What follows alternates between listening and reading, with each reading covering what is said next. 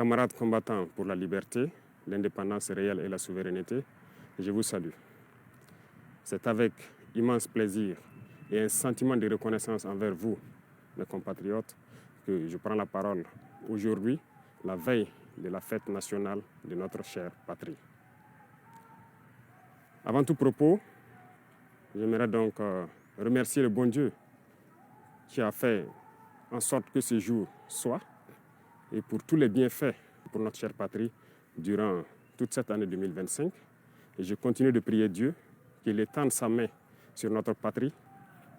Je rends un vibrant hommage à toutes nos forces combattantes qui aujourd'hui, depuis plus d'un an, sont lancées dans une offensive audacieuse dans des territoires qui étaient autrefois considérés comme des bastions de l'ennemi et qui sont en train d'effectuer avec brio la reconquête de notre territoire. Plusieurs zones ont été reconquises en un mois où nos forces combattantes ont mis pied et s'y sont installées. Toutes les résistances ennemies qui sont opposées à nos forces ont été écrasées. Et nous n'avons connu aucune perte en vie humaine au cours de ces offensives, rien que quelques blessés légers. D'ailleurs, ces blessés à qui je souhaite un prompt rétablissement et à tous les blessés de cette barbarie qui nous a été imposée. La souveraineté n'est pas qu'un mot, c'est un ensemble. Pour atteindre notre souveraineté pleine et entière, il a fallu passer par la révolution. Cette révolution progressiste populaire décrétée est en cours. Le Burkina Faso aujourd'hui est une vitrine, est un modèle. Nous sommes observés, les gens nous suivent et nous n'avons pas le choix que de réussir. Et j'ai ce plaisir de dire que nous sommes sur la bonne voie et que nous allons réussir. C'est pourquoi tous ceux qui se battent pour atteindre cette souveraineté, cette indépendance réelle, je les exhorte à continuer le combat. Et tous ceux qui étaient encore dans le doute doivent rejoindre le bateau et pouvoir conjuguer ensemble nos efforts. Tous ceux qui communiquent pour éveiller la conscience de nos populations doivent encore amplifier la communication, intensifier, redoubler d'efforts. Des exemples nous sont donnés à travers le monde, à travers l'Afrique. Ces organisations africaines qui brillent par leur médiocrité, qui ont des comportements aux antipodes de l'honnêteté, qui ont des comportements aux antipodes de l'africanité, sont des exemples palpables qui doivent nourrir les débats pour pouvoir éveiller la conscience des jeunes. À tous ces opérateurs économiques qui avaient l'habitude, depuis des décennies, d'exporter nos matières premières et de réimporter des matières finies, je les exhorte à changer de logiciel, à comprendre qu'il faut industrialiser notre patrie. C'est là la souveraineté. Ça créera de l'emploi et ça nous permettra de transformer nos matières premières et maintenant devenir exportateurs des produits finis. À tous ces enseignants, ces braves enseignants à qui je tire mon chapeau, qui se battent corps et âme pour transformer les tout-petits, les rendre plus patriotes, plus civiques, les rendre révolutionnaires dans l'âme, je vous exhorte à continuer ce travail parce que c'est par eux que nous pourrons maintenir le flambeau de notre patrie. À tous ces acteurs du monde de la santé qui font des prouesses aujourd'hui, qui hier nous croyions impossibles au Burkina Faso, je vous exhorte à continuer de vous battre.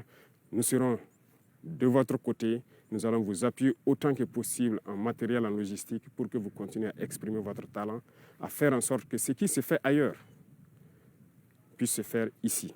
Et à conjuguer vos efforts avec le monde des tradipraticiens, ceux-là qui utilisent nos plantes pour nous soigner, parce que la souveraineté, elle est aussi sanitaire.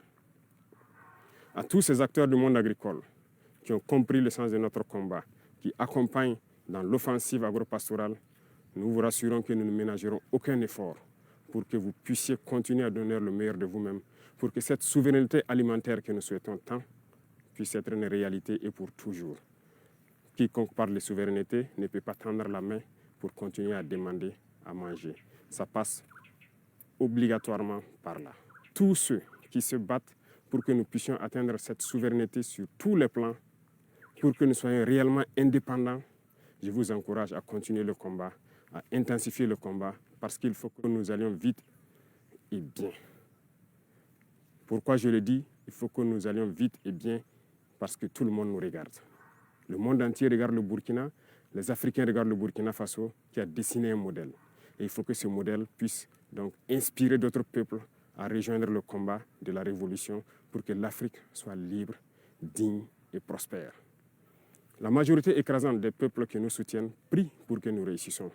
Nous les remercions et nous leur disons de continuer à nous soutenir parce que ce combat que nous menons, ce n'est pas uniquement pour le Burkina Faso, c'est pour tous les peuples noirs. Cette minorité qui est encore perdue, égarée, qu'elle soit bien au sommet des États, ou bien ces populations qui n'ont pas encore compris, qui continuent à prier pour que nous échouons, nous leur disons merci parce que leur haine nous permet également de continuer le combat et d'aller de l'avant.